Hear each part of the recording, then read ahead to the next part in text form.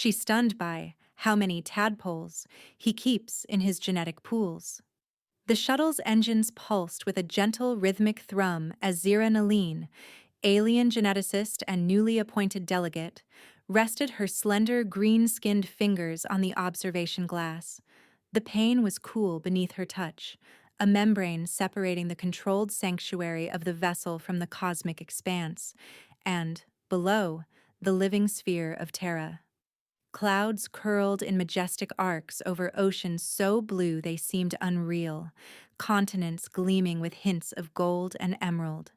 Compared to the arid, wind-scoured plains of Varelia, the world spun in dazzling abundance, and her heart's, a second, quick and fluttering, a first, slow and deliberate, battled within her chest. She tried to calm herself, tracing the faint glow of her veins, when the human pilot, seated before the bank of controls, spoke. His words were measured, face a study in inscrutable composure, though the corners of his lips curled upward in what she had come to recognize as a smile. A peculiar human gesture, both reassuring and unsettling. Delegate Naleen will be docking at the Global Xenogenetics Institute in 12 minutes. Dr. Carter will be there to greet you. Zira nodded, her luminous yellow eyes catching the shifting light. Her pointed ears flicked, betraying her tension, and she drew a steadying breath, scented faintly with metal and ozone. She felt the weight of her assignment press against her shoulders, a mission on which the very survival of Varelia depended. The planet's surface loomed closer, details sharpening as the shuttle began its gentle descent. The engine's hum deepened. She reviewed the mission protocols for the 100th time. Observe, collect, return. No mistakes, no deviations, no unnecessary disclosures. Her people had lost too much already to risk further compromise. The docking maneuver was seamless. The airlock cycled open, releasing a gust of cooler, more humid air tinged with the unfamiliar scent of living foliage. Standing beyond the threshold was a human welcoming party, 5 figures in crisp uniforms, their demeanor both formal and expectant. At their head stood a tall woman, her stance as precise as her sharp, intelligent features. Delegate Naleen, welcome to Terra. I'm Dr. Mira Carter, coordinator for the Interplanetary Genetics Initiative.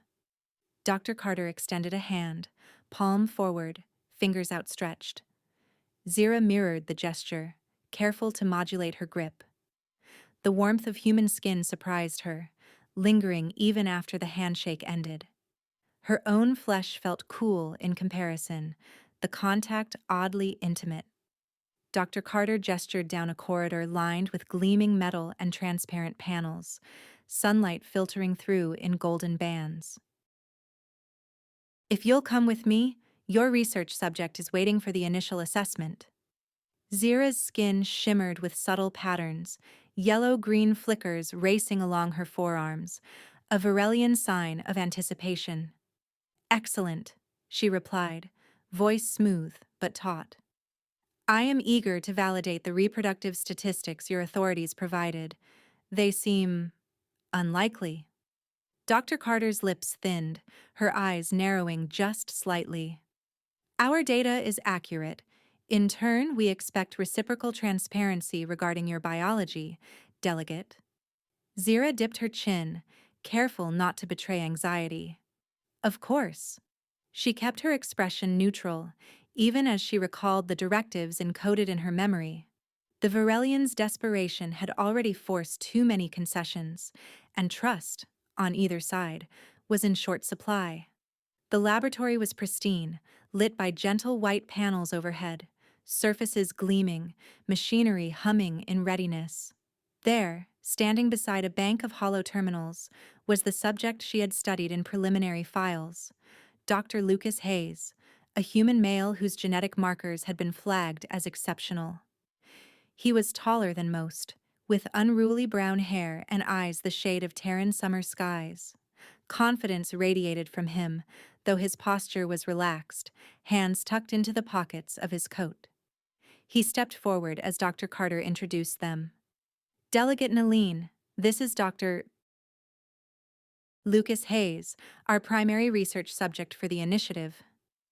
Just Lucas, please, he said, his voice warm, an easy smile curving his lips. I've read your work on cross-species genetics. Remarkable ideas, honestly. Zira's purple hair fell forward as she bowed her head in acknowledgement, a faint, involuntary violet sheen rippling across her skin. You've studied my research?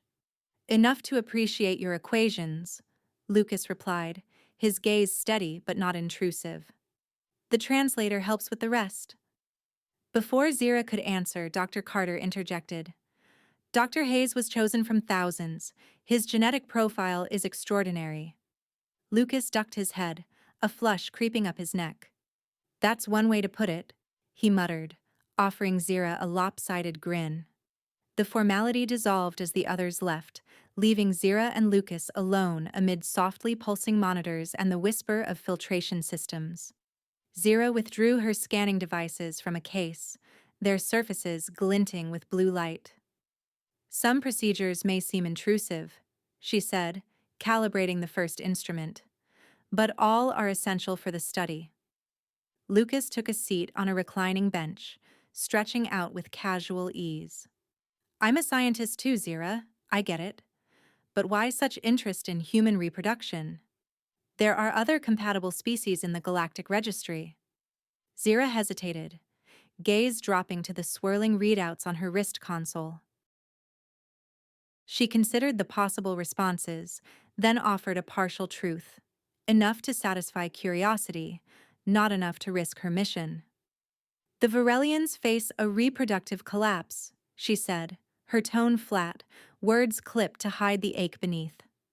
Our genetic diversity is vanishing. Fewer than 50 viable births per cycle. Extinction looms within a few generations. Lucas's eyes widened, the easy warmth replaced by a dawning horror. That's catastrophic. Yes, Zira replied, forcing her features into a mask of calm. Your species produces genetic material in quantities we never imagined. You maintain a vast gene pool while ours is nearly dry. Lucas's expression softened, his voice gentle. I guess we're overachievers. So, where do we begin? Zira activated her primary scanner. Lines of holographic data spun into the air between them, iridescent and alive, mapping out chromosomes and recombination rates in intricate spirals. She glanced at Lucas, her own anticipation mirrored in the shimmer of her skin. By understanding how you achieve such abundance, she said, her secondary heart beating with hope and fear for all that was to come. 3 days into her research, Zira shook her head in confusion, the iridescent patterns on her skin shifting from emerald to a dull olive.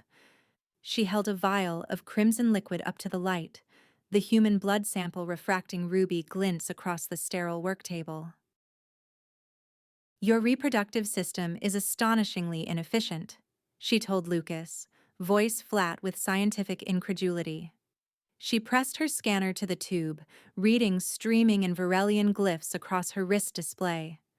You generate gametes constantly, regardless of necessity. It's wasteful. Lucas leaned on the lab bench, arms folded across his chest, the hint of a smile tugging at the corner of his mouth. Evolution isn't about perfection, Zira. Sometimes chaos wins. His tone was easy, but his gaze was sharp, curious, always watching her, as if searching for the boundaries of her understanding. In the background, his assistant Emma worked quietly, pipetting solutions into neat rows of vials. Her copper hair was pulled back in a loose knot, and every so often she stole furtive glances at Lucas, quick, uncertain, and always looking away before he could catch her. Zira noticed, cataloging the subtle cues of human social dynamics, even as she focused on her research. She set the blood sample aside, glancing at Lucas. On Virelia, we produce gametes only during regulated cycles, triggered by environmental cues. We conserve energy for intellect and longevity, not constant reproduction. Her voice was steady, but there was an undercurrent of pride, tinged perhaps with defensiveness. Lucas grinned. And yet, your people are fading away. His words were gentle, but they hit with the weight of truth. Zira's skin darkened, her usual bright green fading to a muted, sorrowful hue. She stared at her hands, as if the answer to Virelia's decline might be written in the patterns beneath her skin. Yes, we may have engineered ourselves into a corner. We believed efficiency was the path to survival. Lucas's smile faded. He straightened, his expression thoughtful. Your approach is orderly, sure, but human reproduction is the opposite. Messy, unpredictable. The genetic variation in a single release, in a moment, surpasses all of Virelia's planned conceptions in a cycle. He cleared his throat, a blush coloring his cheeks. Most humans don't talk about this so bluntly. Zira arched a delicate brow, genuinely puzzled. Is there another way to discuss it? On Virelia, clarity is essential, especially when the stakes are survival. Lucas laughed, but there was no mockery in it, just a kind of rueful affection. For us, reproduction is more than biology. It's about emotion, closeness, even joy. The context matters. Zira considered this, her gaze distant. Before she could reply, her communicator chimed. 3 sharp notes, unmistakable. She excused herself and stepped away from the bench, activating the secure channel. The face of Commander Solon, her superior, flickered into existence above her wrist, projected in pale blue light. Report, Solon ordered, his tone clipped. Zira stood straight, every muscle taut with protocol. Human reproductive capacity is far beyond our projections. Their gamete production is continuous and highly variable. Genetic diversity is immense. Solon's image frowned, the lines of his face deepening. Have you obtained viable samples? Not yet, Zira replied carefully. Human protocols require trust before such requests are granted. There are ethical barriers. Impatience radiated from the projection. We are out of time. The Council demands results in 9 Terra days. Our survival depends on your success, delegate. Do not fail. The transmission ended as abruptly as it had begun, leaving Zira in a hush that seemed deeper for the absence of the commander's voice. She allowed herself a single shuddering breath before returning to the lab. Lucas was perched on a stool, scrolling through the latest Virelian medical data she had shared. He looked up as she approached, his expression grave. Your genetic uniformity is extreme. I've never seen numbers like these. He tapped a chart, spreading it out as a hologram between them. There's almost no variation. Every individual is nearly a copy of the last. We valued efficiency above all, Zira replied, her voice soft. We selected for intellect and longevity, assuming the rest would follow. For centuries, it did. But the cost was genetic diversity. Now, even the smallest error is catastrophic. We engineered ourselves into fragility. Lucas moved closer, the subtle heat of his body sending new and unfamiliar signals through her nervous system. She told herself it was simply the novelty of human proximity, but a strange electricity lingered in the air between them. Perfection is brittle, he said quietly. Nature prefers resilience, even if it's messy. Zira took an involuntary step back, unsettled by her own reaction, an acceleration in her secondary heart, a shimmer racing down her arms. She busied herself with a display, but her hands were less steady than she liked. Lucas watched her, concern flickering across his face. Maybe you need a new approach, he offered. Science isn't just numbers and data points, Zira.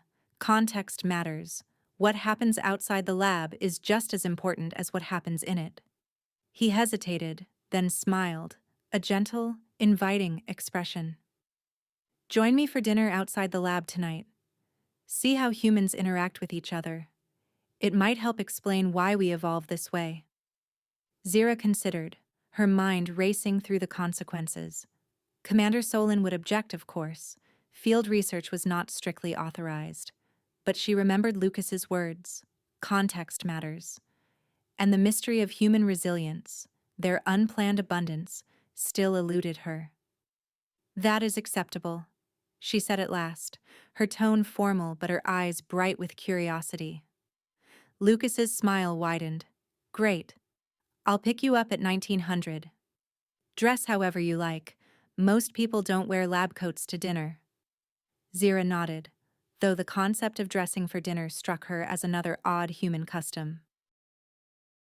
As Lucas returned to his work, she stood for a moment longer, absorbing the textures of the laboratory, the soft click of Emma's pipettes, the hum of filtration systems, the faint scent of ozone and antiseptic.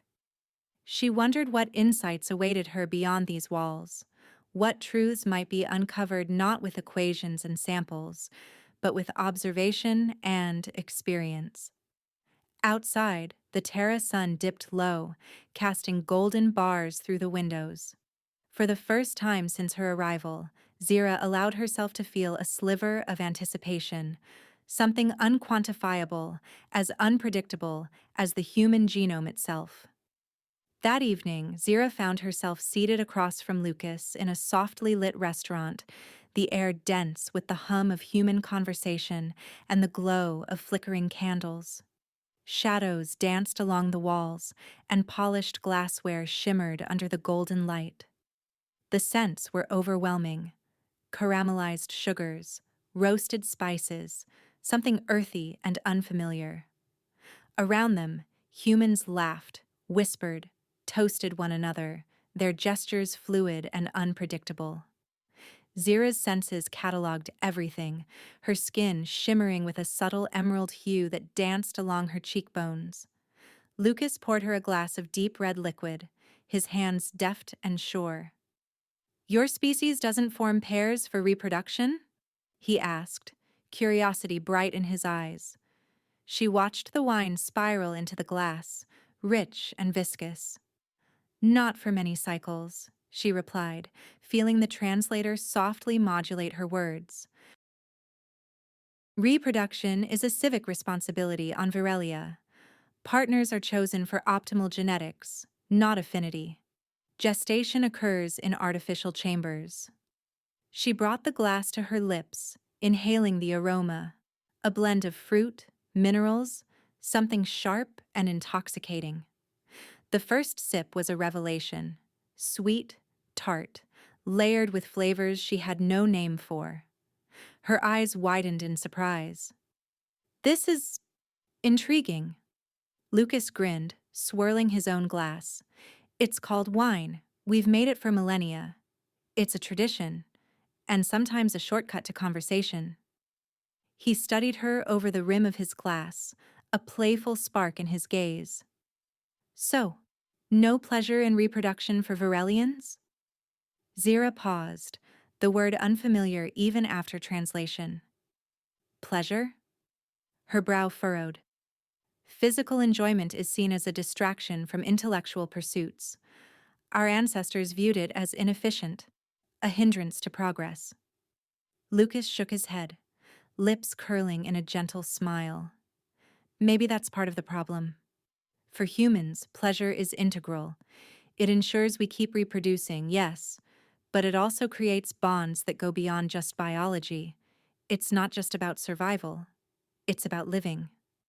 The idea lingered in Zira's mind, strange and provocative.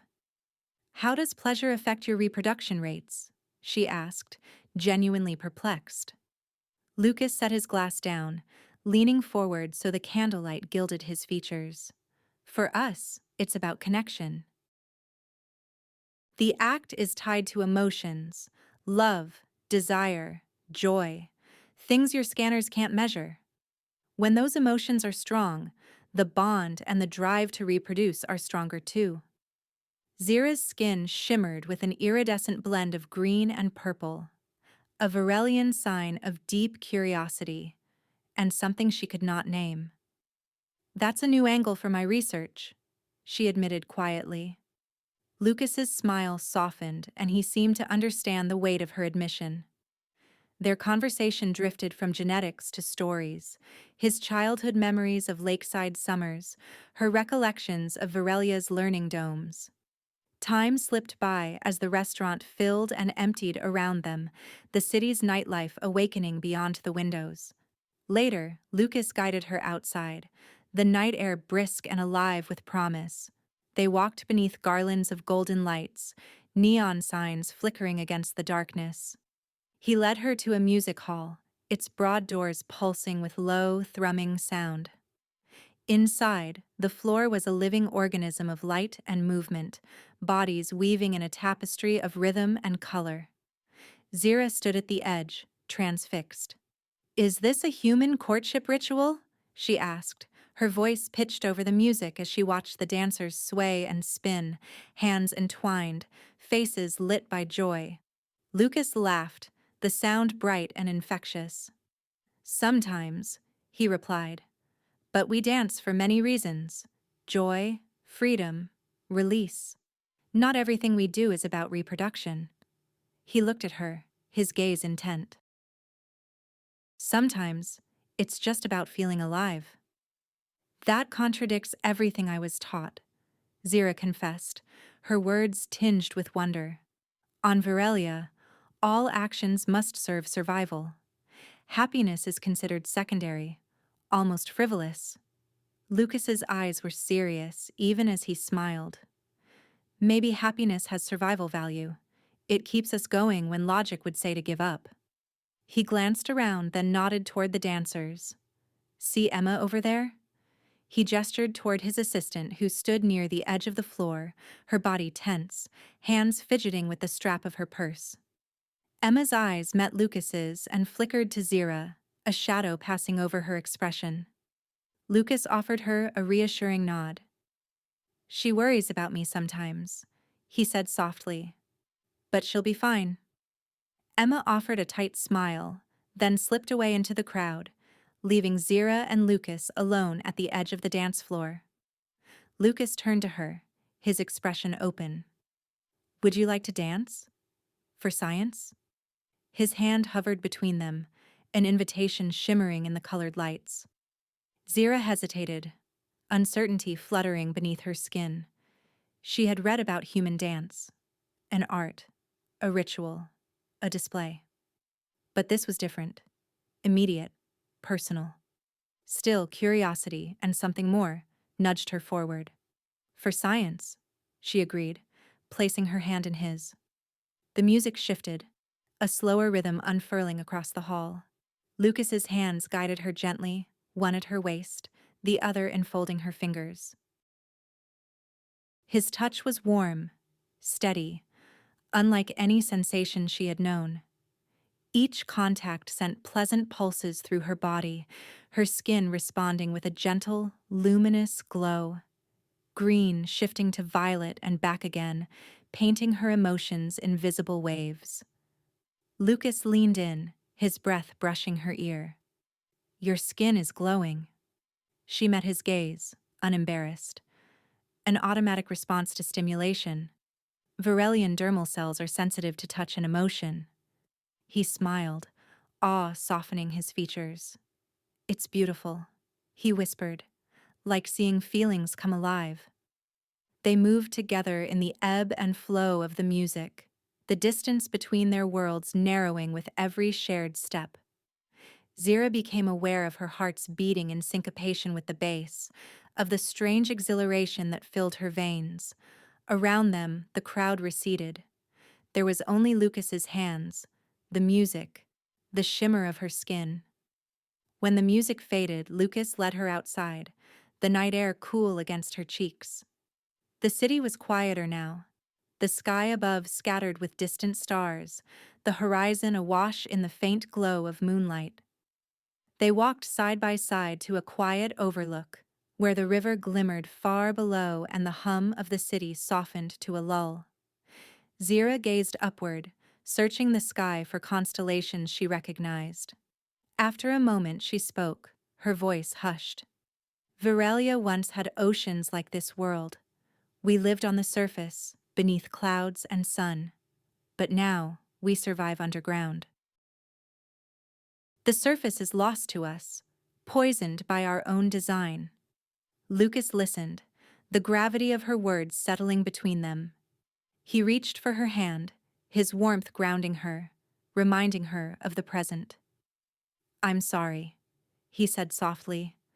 "No one should have to lose their home." Zira's grip tightened, her skin flickering with sorrow and hope. "This mission must succeed," she whispered. "It's our last chance." Lucas turned, meeting her eyes. "You're not alone, Zira. Not tonight." And as they stood beneath the sweep of stars, Zira felt, for the first time, the boundary between duty and desire blur, her purpose expanding to encompass something as elusive and essential as survival itself.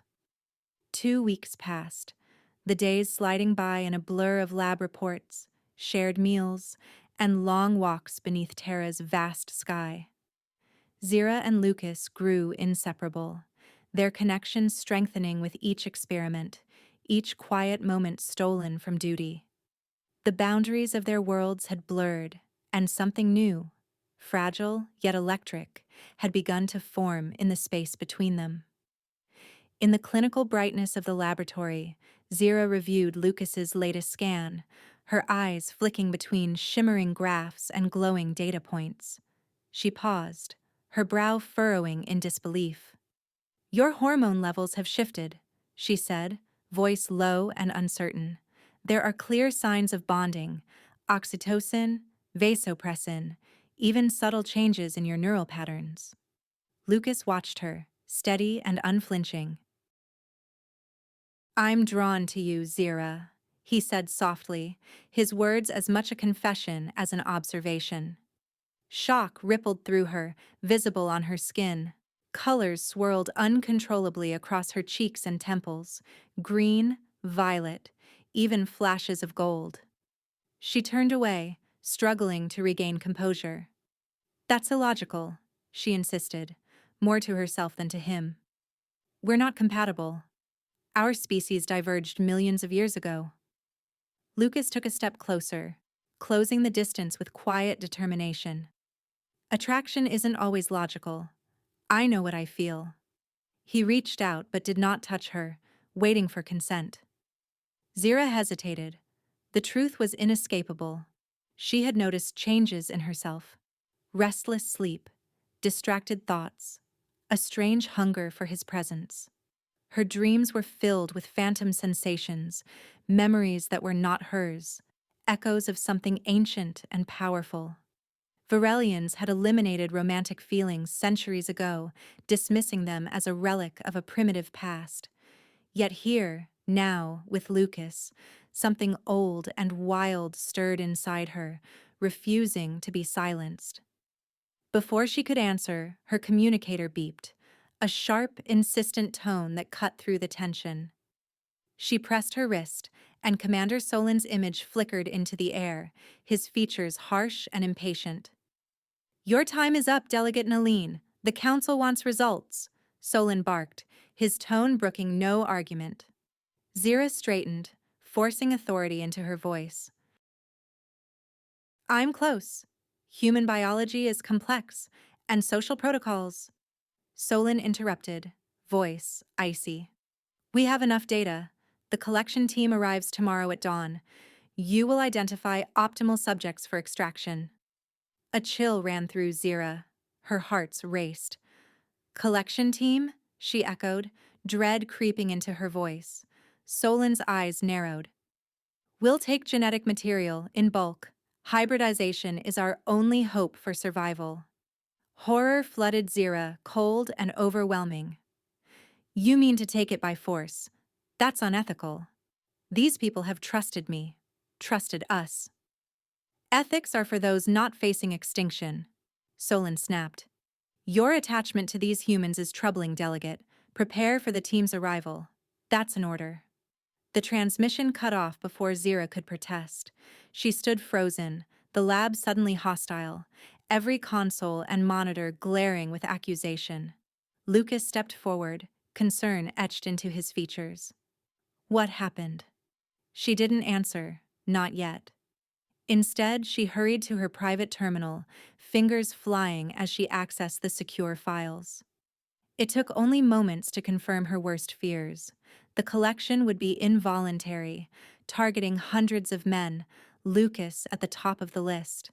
The document was clinical, efficient, devoid of compassion. Extraction, processing, transport. No mention of consent. For the first time, Zira contemplated betraying her own kind. She paced her quarters as the first hints of dawn crept across the city. Her thoughts raced, colliding in a storm of guilt and desperation. She glanced at her communicator, hesitated, then keyed in a secure frequency. The face that appeared was familiar. Lyra, her oldest friend, and the medical officer on the Varelian ship. I covered your tracks, Lyra whispered, eyes darting off screen.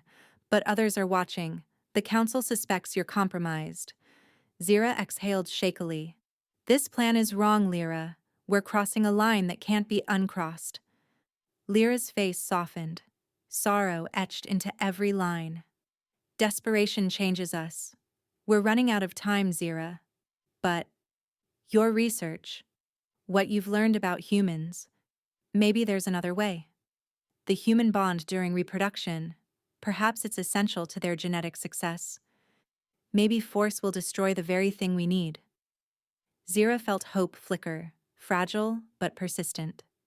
She made her decision. Thank you, Lyra. Whatever happens, remember that.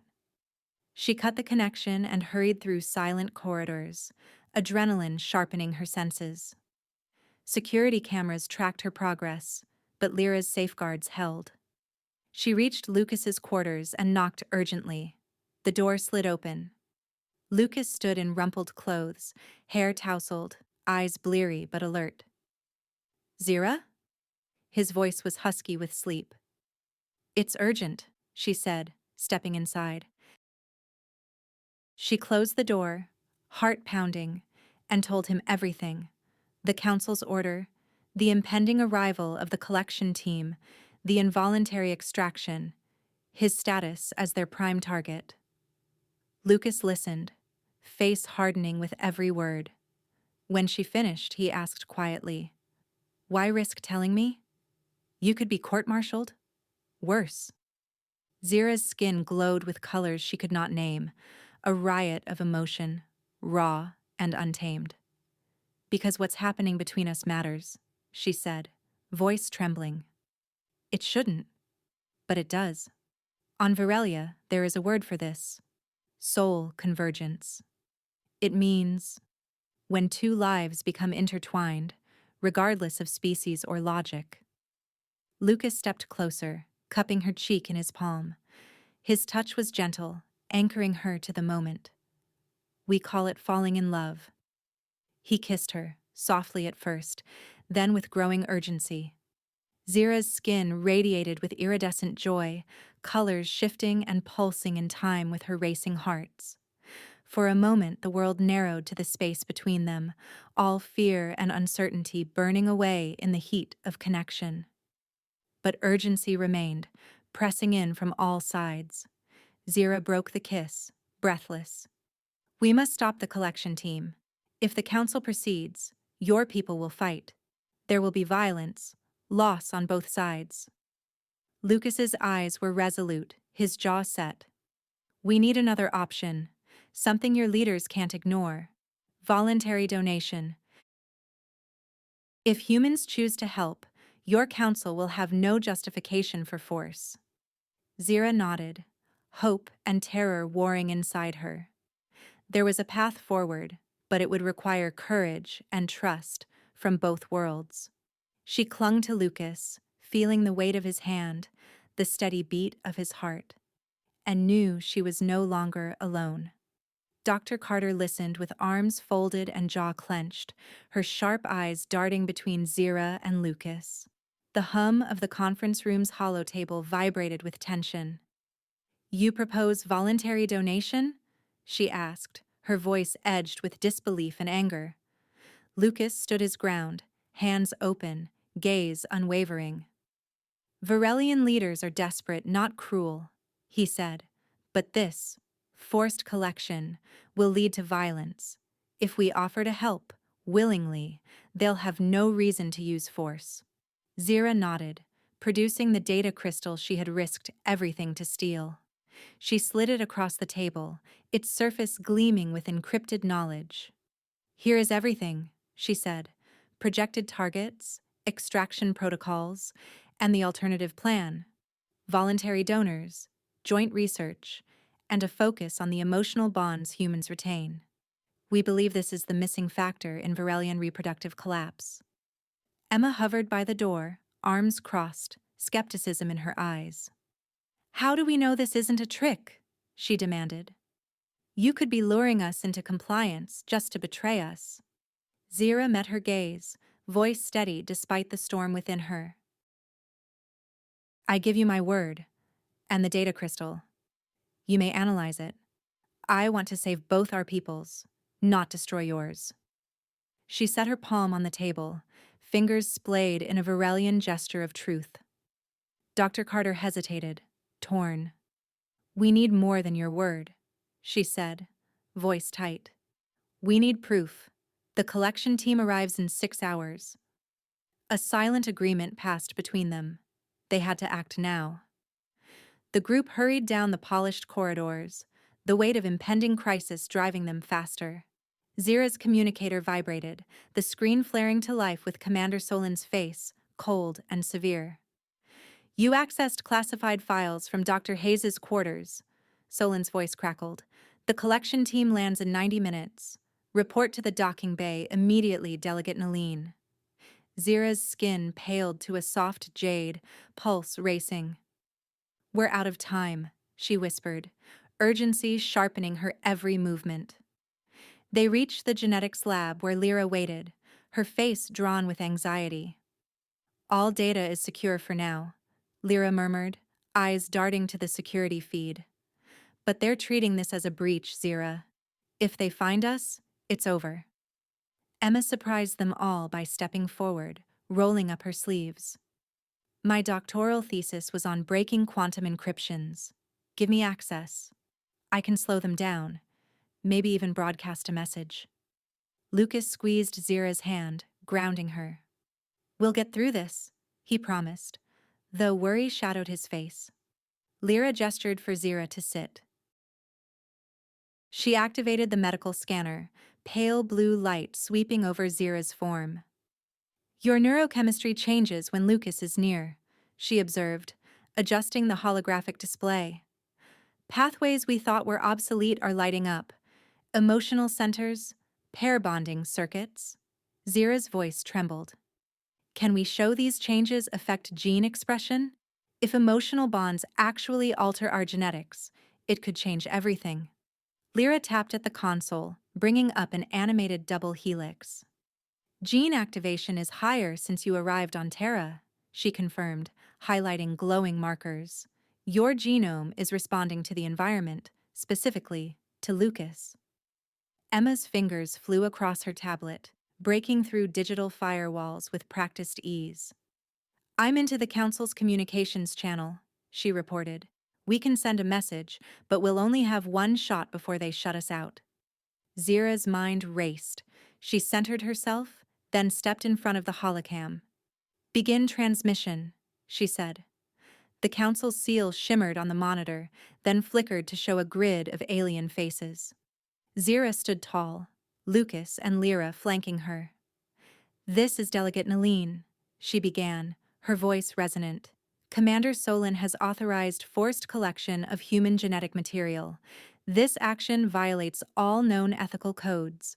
My research shows that emotional bonding between donor and recipient enhances genetic expression. This is the missing factor in our reproductive collapse. We cannot succeed through force." Counselor Vey's face appeared in the center of the screen, brows drawn in concern.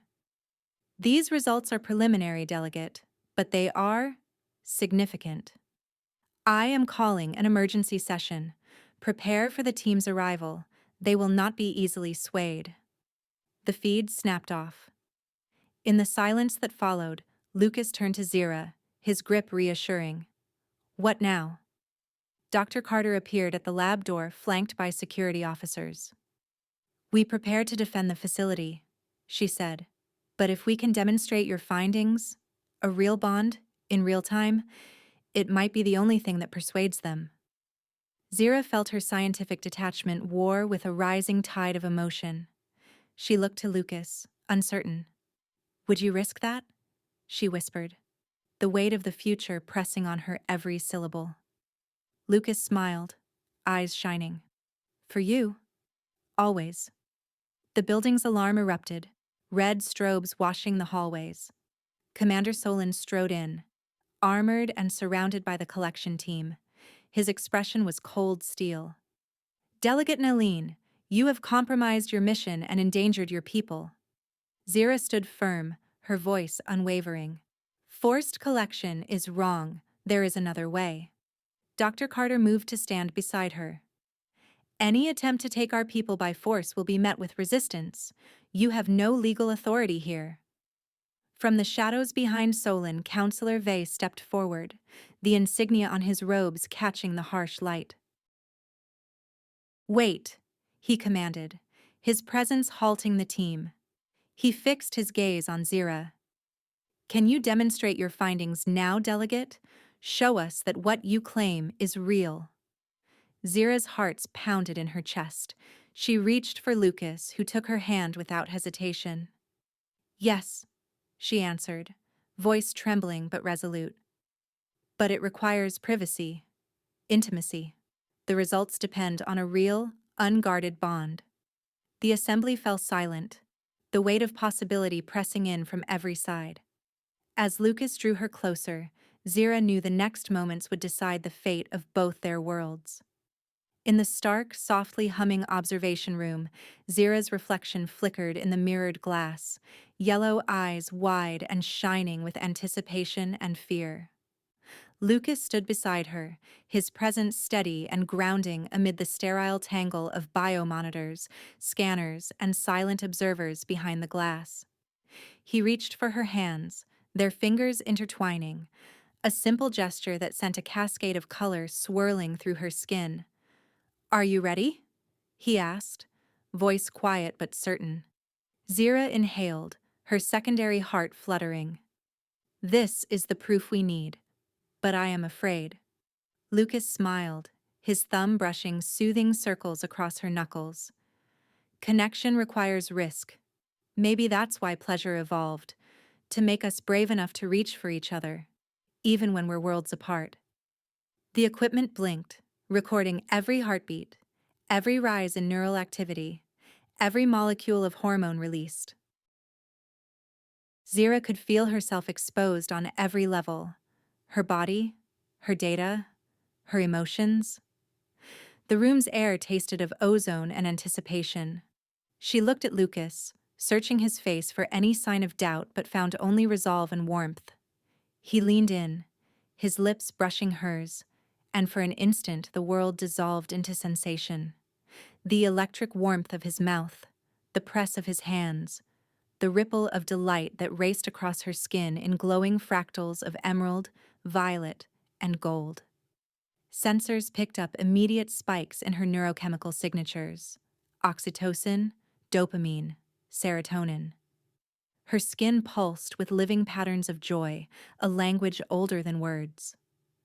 For the first time, Zira understood, deep in her core, why her ancestors had once revered moments like this.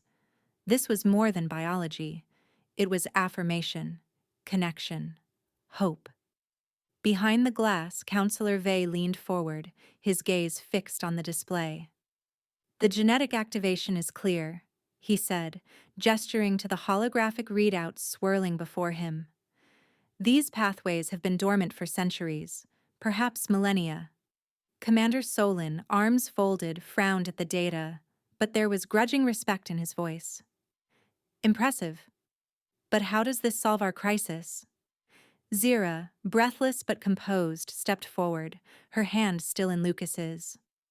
A joint program, she explained, voice carrying through the intercom. Voluntary human donors, emotional pathway reactivation, perhaps aided by gene therapy. We restore what was lost, together. Both species benefit. Before Solon could reply, Dr. Carter and a delegation of Terra's officials entered the observation room. Carter's eyes, bright with pride and relief, swept over Zira and Lucas, then addressed the assembly behind the glass. We support Delegate Naline's proposal, a partnership built on consent and respect, no more forced extraction. Solon hesitated, his jaw tight as he weighed duty against the irrefutable evidence. At last, he nodded curtly. I will suspend the collection until the council reviews this. Delegate Naline, Dr. Hayes, document everything. If this works, it could change the fate of 2 worlds. Relief spread through the room like sunlight. Zira sagged against Lucas, his arms slipping around her. The tension that had wound through her body since arriving on Terra eased, replaced by hope and gratitude. Together, they returned to the demonstration station, where scanners and holo cameras captured not just their data, but their laughter, their closeness, the whispered confessions that passed between them. Science and love united. Every glance, every touch, every shared joke became a variable in the experiment. Lyra's voice came through the speakers, calm and clinical, but tinged with awe. A 42% increase in adaptive gene activation. Unprecedented, even in cross-species studies. Counselor Vey turned to the assembly. The bond has a measurable effect on gene expression. Emotional connection is a catalyst, not a distraction. Commander Solon stared at the data, his skepticism eroding in the face of overwhelming evidence. This could change everything for Virelia and Terra alike. The demonstration wound down, the air thick with possibility. Zira and Lucas, still hand in hand, rested their foreheads together, sharing a quiet moment amid the swirl of officials, scientists, and security. We've shown them what's possible, Zira whispered, her eyes gleaming with yellow light, skin shimmering with every color of hope. If we honor connection and consent, there's hope for us all. Lucas smiled, pressing a gentle kiss to her brow. It's about embracing the unpredictable beauty of emotion. I'm with you, Zira, all the way. She squeezed his hand, her voice soft but fierce. And I with you. Your courage means more to me than any data point or genetic marker. The observation room's doors slid open, and Commander Solon addressed the assembly, his voice solemn. Your actions have forced us to reconsider our course. The Council's final decision is pending, but your bravery and integrity are noted, Delegate Naline. We stand at the edge of a new era. Dr. Carter stepped forward, her tone full of hope. Let's build a bridge, not a wall. Together. As the demonstration was broadcast across both worlds, projected in city squares, Virelian domes, and research halls, humans and Virelians alike bore witness to the power of unity. Laughter and tears, science and sentiment, hope and history, all merged in the living experiment that was Zira and Lucas. For the first time in generations, both species looked to the future, not with dread, but with anticipation. The intricate dance of life, love, and evolution played on, forging a new path. Together. That's the end of the story. Please do not forget to subscribe to our channel, like the video, and write in the comments what you liked most about this story. Our team will be very grateful to you. You can find even more fascinating stories on our channel. See you in the next video.